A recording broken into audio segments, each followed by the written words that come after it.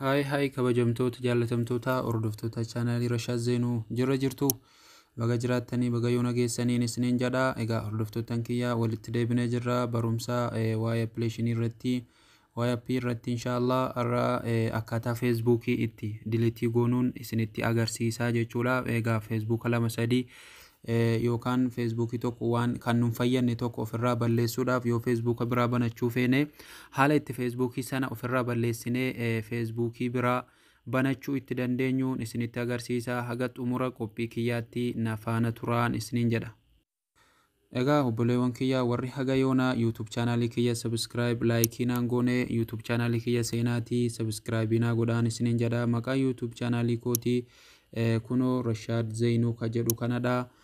Seenaatii as gubbaarratti Rashaad Zeenuu ka jedhu kana mallattoo kun yeroo isiniif bahe jedhee subscribe like share illee comments naa godhaan isiniin jedha. Hiriyoottan keessaniifis akka inni wallaa qaqqabu YouTube channel kooti kuno kanadhaan isiniin jedha. Obboleewwanii akka share like akkana gootaniin isiniin jedha. Warri amma dura maatiinaaf taatanii akka like naaf gootanuu warri immoo amma dura maatiinaaf hin taane seenaatii subscribe naa godhaan isiniin jedha. Barumsi irraa sigaa wantan qabadhee dhufee akkaataa itti Facebook ofirraa deleetii goonuudha jechuudha. Egaa na faana tura garuma sanatti dabarraa jechuudha. Mana feesbuukii keessa gallaa jechuudha. Yeroo mana feesbuukii keessa akkanatti gallee jennee gubbaa kanarra seentuu jechuudha. Egaa gubbaa kanarratti tuqaa sadan kana arguu jirtanii tuqaa sadan kana rukuttuu jechuudha. Yeroo gubbaa kanarra akkanatti gallee jennee kunoo bakka kanarratti setting karaa lamaan seenuu dandeenya jechuudha. Tokko karaa kanaan seenaa jechuudha. Setting and privacy ka jedhu kana rukuttanii jechuudha. Erga isa rukunnee kaane jennee gara lammaffaarratti nu dabarsaa jechuudha. Tokko asiin seenuu dandeenya, tokko immoo asiin seenuu dandeenya. Mee anamma asiin seenee isinitti agarsiisuu jechuudha. Anamma asiin seenee isinitti agarsiisaa jechuudha. Setting privacy shortest ka jedhu kana rukutaa jechuudha. Facebook akkaataatti ofirraa deleetii goonuu jenne jechuudha. Akkasitti yeroo isiniif dhufee jedhee akka kanatti olooftanii jechuudha. Akka kanatti olooftanii dhuftanii kunoo delete your account and information ka jedhu kanarratti tuqxanii jechuudha. Kunoo kanala sanitti mare kana delete your account ka jedhu kana tuqxanii jechuudha.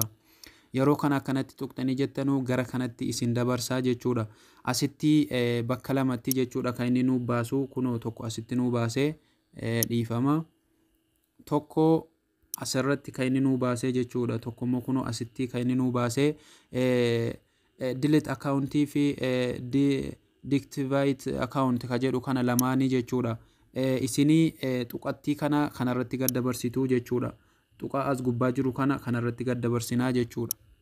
Kunoo akkuma arguu jirtanii delete account irra gootanii continue to account deletion delete ka jedhu kana tuqxanii jechuudha. Kunoo akkuma arguu jirtanii sana booda erga tuqaa kana delete account irratti gad dabarsitanii account delete kana rukunnaa jechuudha.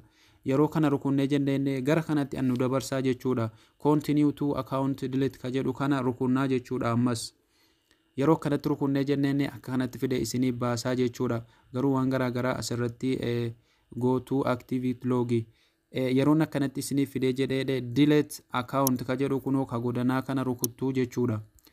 Delete account kana yeroo rukuttanii jettanuu amma asitti passwordii itti gashii jechuu jira jechuudha. Kunoo asirratti akkuma arguu jirtanii Facebook amma gubuuf deemnu kana asirratti gashaa jechuudha. Amma na faana tura. Egaa obboleewwan kiyya anamma passwordii kan koo gasheen jira. Facebookii kana gubee isin agarsiisuuf ani amma asirratti ergan passwordii kan koo gashee ka'e jedhee asirratti continue kana rukutaa jechuudha. Yeroon continue kana rukutee jedhee walumaan ilaalla. Amma kunoo delete accountii naan jechuu jira jechuudha.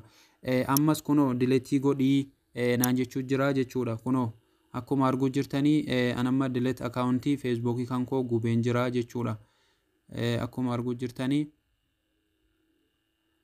kunoo akkuma arguu jirtan Facebookii kan koo akkasitti amma gubeen jira jechuudha. Lafa haaraa yoon gubadde malee Facebookii nan duraan qabu kunoo please login in again kunoo okeetti godhii jechuu jira jechuudha. Anamma Facebookii amma kana gubeen jira yoo lafaa bane malee jechuudha.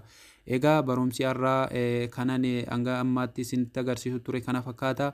Haga barumsa biraatii walitti deebinuutti nagaan naa turaan isinin jedha. Egaa warri YouTube channel kiyya subscribe naaf hin goone akka subscribe naa gootanu, warri immoo naaf gootanii jirtanu laayikii hiriyoottan keessaniif illee sheerii naa godhaan isinin jedha.